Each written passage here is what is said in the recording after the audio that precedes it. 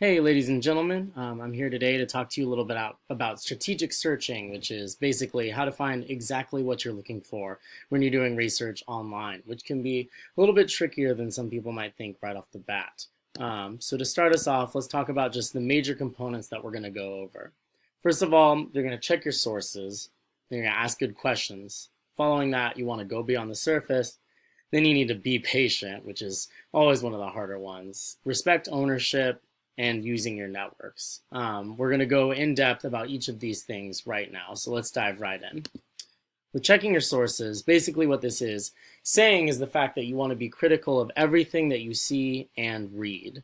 It's really easy in the world that we live in today just to see something on the internet and be like, oh, I saw that one thing posted online. However, we all know that that's kind of the dumbest thing any of us could do. So what you need to ask yourself is, do you believe everything that you read? And when you look at that, you want to ask yourself four basic questions. First of all is about currency. So is it up to date? If it's an article about something that seems really good, but it's from the 80s, that might be a little out of date. You might want to find something that's a little closer to current times.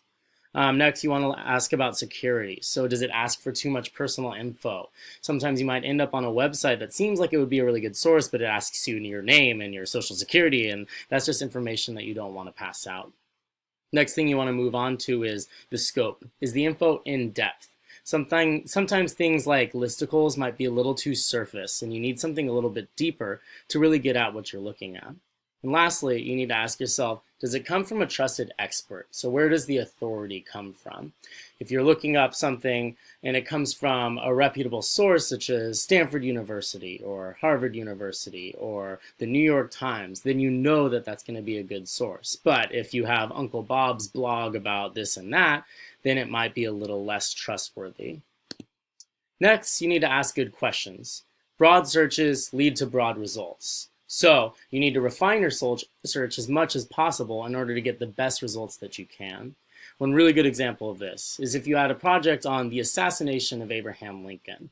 If one were to search just the word Lincoln, you might end up with the car company Lincoln, and that's not what you want whatsoever. A better search would be to Google the assassination of Abraham Lincoln. This will bring you closer to your goal, and you will be better suited to find what you need.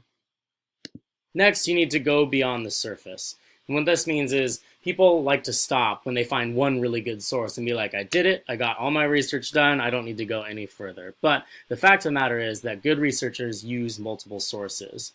Also, when you're looking at an argument or an opinion-based thing, you want to find conflicting sources. In that way, you can look at all sides of a problem instead of just the one that you're arguing. Basically, you want to dig as deep as possible. More sources means better support, which will in the end make you more knowledgeable about whatever you're researching. Following that, you need to be patient.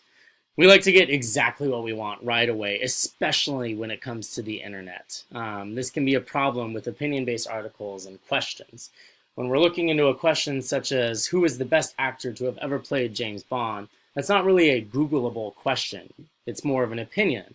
So problems like this require more work and patience. You're going to have to look up multiple articles giving different opinions from all sorts of people and sources and ideas.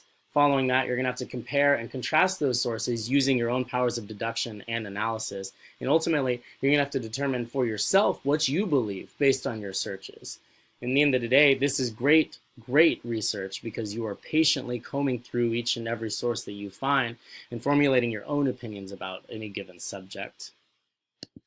Next, you need to respect ownership, and this is a biggie. Basically, what this boils down to is the fact that you need to cite your sources. I have a little meme that I always find funny. It says, he was a really nice guy, but I was raised MLA, and he was brought up APA.